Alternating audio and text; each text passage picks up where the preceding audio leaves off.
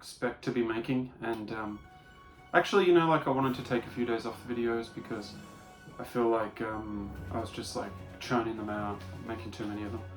But yeah, I got fired. I got fired from my part-time job, and I just thought like it could be a bit therapeutic and could stimulate some debate as well among ESL teachers if I talked about exactly what happened. So first of all, the context of the job. I was teaching geography. I was teaching ESL, but I guess geography was the vehicle. And yeah, like I was teaching geography. I had this beautiful National Geographic book, a big hardcover book like that thick. And the students and we'd got to page, I think 92 of it. And I was enjoying it. Like I'd actually learned a lot. There were a couple of mistakes in the book actually. One of the most glaring mistakes was it was stated that the GDP of Brazil was $4 trillion and the GDP of Germany was 1.2 trillion. So that was obviously the opposite is true, or that's out of date now, I think. I'm not the World Bank, but I think that the German GDP is about $5 trillion now. Over $5 trillion. And anyway, yeah, I was teaching from this book. And so yeah, what happened? How did I get fired? I was teaching, this is at the old school. Somebody who is familiar with my videos has seen my videos in the old school, and in one of the, I did a tour, like I went down the stairs and it's like an old building.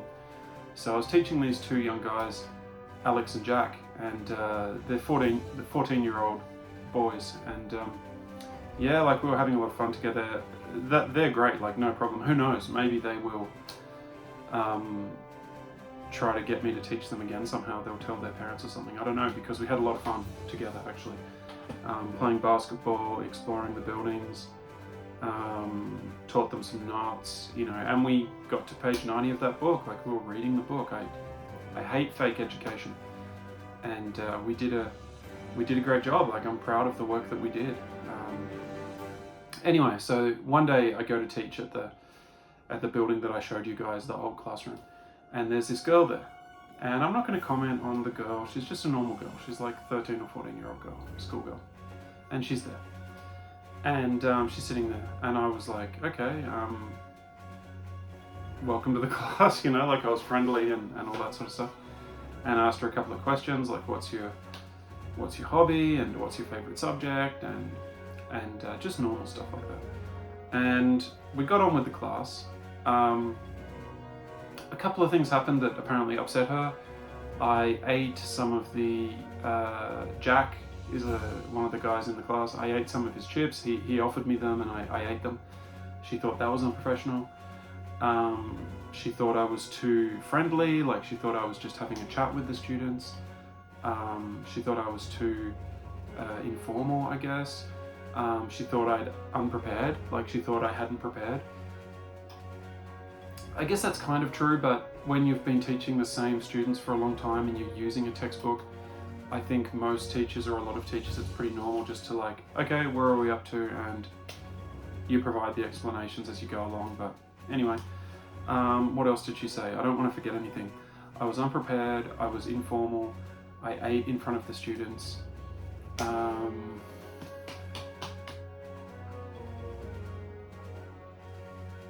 I don't know, there was nothing like, there was no, oh yeah, that was nothing, well I guess that's informal, yeah. She just said like, my whole teaching style was just chatting to everyone, chatting to the students. I mean, there's 3 students in the class. But yeah, that was that. Anyway, today, she didn't go to the class for a couple of weeks, and then today she's there again. And I just basically, like, I'm not saying, like, hopefully this will stimulate debate, but I just said to her, like, you know, what's going on? Like, why are you in the class? Because it was my understanding she hadn't signed up for the class. And I went out to find a Chinese teacher, and I said, this girl, she's in the class, and she's not supposed to be in the class. Can you take her out of the class? So this lady came and took her out of the class.